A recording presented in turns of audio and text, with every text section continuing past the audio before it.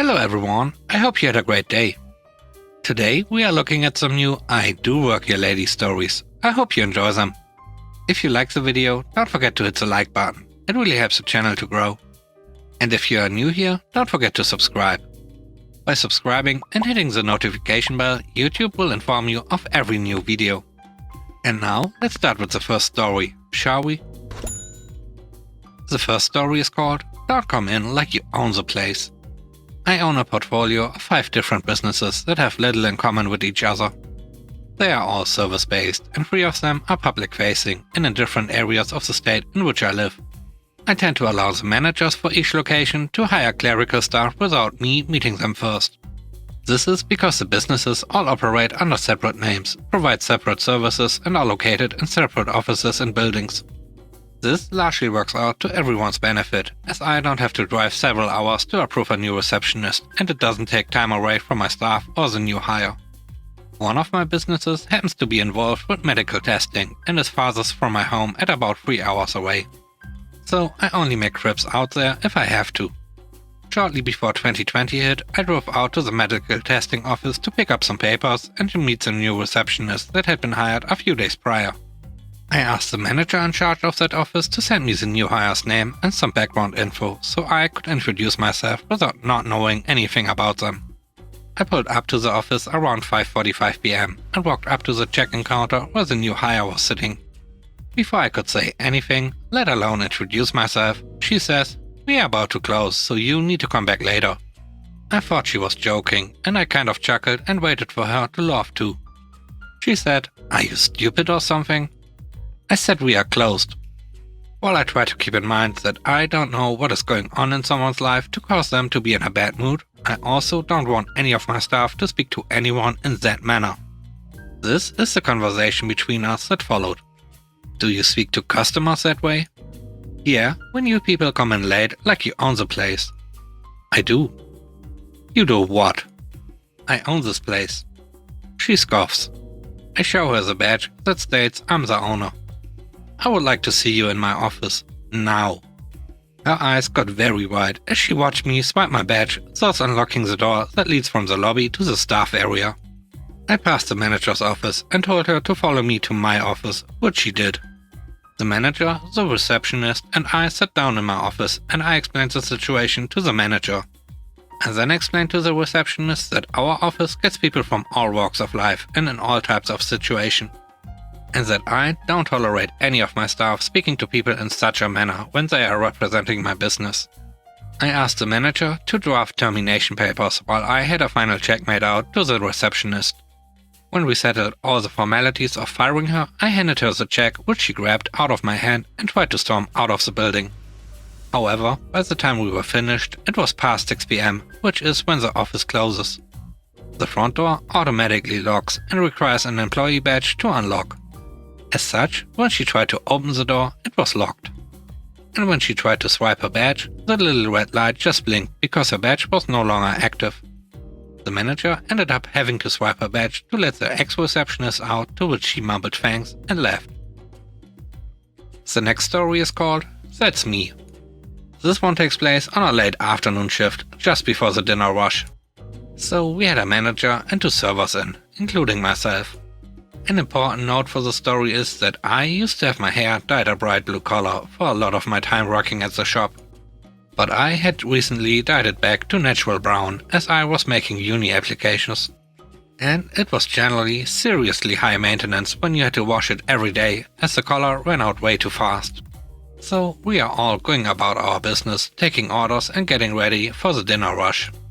This lady comes in with her kids. She's a regular. Not a friendly regular, but we typically see her a few times a week. I take her order and my colleague starts making up her food. As I'm packing it up, she seemed annoyed. So I asked if everything is okay with the order, as I'm concerned I've made a mistake and would rather rectify it then and there. She sighs and tells me that it's fine, but she misses having her order taken by the girl with the blue hair, as she was much faster and politer than me. She asked me if she still worked there and what day she worked. My service has not changed, I'm still doing my jobs the same as usual. The only difference is my dyed hair. I'm also the only one with unnatural colored hair, so she is definitely talking about me. Now she should be able to tell from my face, as most of our hair is covered by a hat anyway, who I am. We also wear name tags, and our names come up on the register when we take orders. And they print on the receipts as a way of identifying who took an order in the event of a problem. So I say, thank you so much for the compliment, that's actually me. I have just dyed my hair, but I appreciate the comments on my service this time, and will try to improve. I've got another 7 hours left on the shift. So I am super polite, as the last thing I want is for this woman to kick off right before the dinner rush when I'm still stuck here all night. She goes nuts, telling me that I am committing fraud, that she is going to have me fired and possibly arrested. And she even tried to rope my colleague in to admit I'm lying, at which point they slip out back to locate the manager who was cooking. How could I claim that I, with my terrible service, is the lovely girl who usually served her? Her kids are there, also trying to insist I'm clearly the same person, but she just keeps pushing them out the way and yelling that mommy is handling this. I do not have the energy for this. I tried apologizing. I even offer her a free drink for the inconvenience just to get her out of the store. She's not having it and asks for my manager. He has been standing at the back with my coworker, laughing very hard at this woman for the last 2 minutes. But he puts on his customer service face and comes over. She starts demanding I'm fired. He just lets her rant for a while, then asks if she happens to have a receipt from a previous transaction with the girl she wanted to be served by. She puts one out of her bag triumphantly, literally with a flourish, thinking she's got her way and proved me to be the scoundrel she thinks I am. It has my name at the top, clear as day. He points to my name tag and has her read out the name on the receipt and the name on the tag. She gets super flustered, but is way too far gone now to admit her mistake. She starts claiming I've stolen someone else's tag and that she will have me arrested for identity theft. My manager at that point is totally done and tells her to get out and don't come back without a better attitude. For the next 9 months I worked there, as we are the only fast food place in the local area, she stands outside, sending her very embarrassed kids in twice a week so they can still get a takeaway. And, of course, it's England in the winter. It rains a lot. The last story is called Just Doing My Job. I worked as a junior facility manager at one of the office and conference buildings of our church. I often ran late shifts. This meant preparing for the next day, closing down, lights and windows, and then secure the building for the night. Since I was just in facility management and at late shifts nobody was there anyway, I usually just wore some black army clothes to work since they are comfortable and robust. There were multiple entries I had to close down at night and take care that nobody was left in the building. Finally, I would make my last round around the building, testing if every door was really locked, since sometimes the locking mechanism wouldn't snap properly. Unfortunately, the building was in the city center, between the town hall and a police station. So it was just a matter of time before I got to know some of my city's finest. 2 officers are leaving their car when they see some guy in old army clothes pulling vigorously at the doors of the office across the street. They feel like investigating. Good evening, might I ask what we are doing here? I was a bit annoyed. My job, and I'd like to be gone in about 5 minutes, so... Yeah, after an exhausting day, I just wanted to get home and didn't feel like being delayed by anyone. Also, this happened in Europe. So I was less worried about talking to the police like that. Of course, in hindsight, this was not the best possible answer. Well, we would appreciate it if you would refrain from doing your work in front of our police station.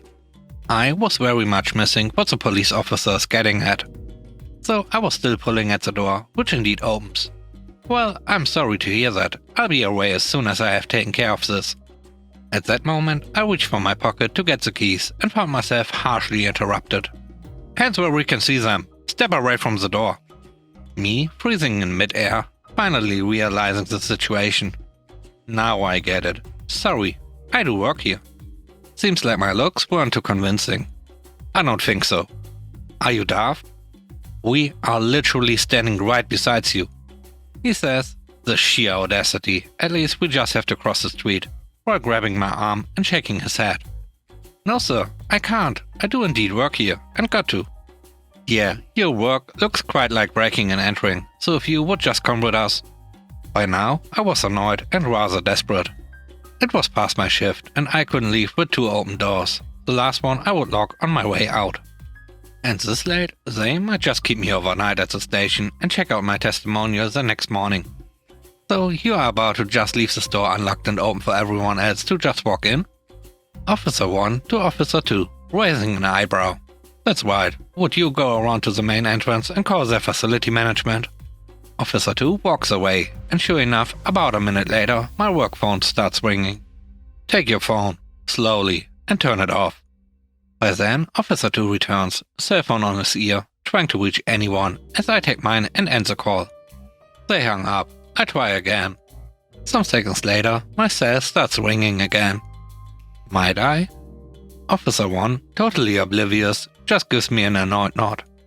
He is clearly too occupied by his colleague trying to get someone on the line, so we finally could leave and doesn't put 1 and 1 together. Me accepting the call. Good evening, officer. Might I finally lock the door as I was about to before you interrupted me? They were rather friendly after that and even asked me if I would like a ride home, since the whole thing delayed me past the last metro train.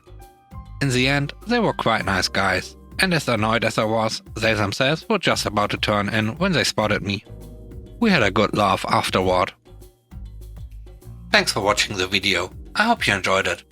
If you did, please consider subscribing to the channel for more content.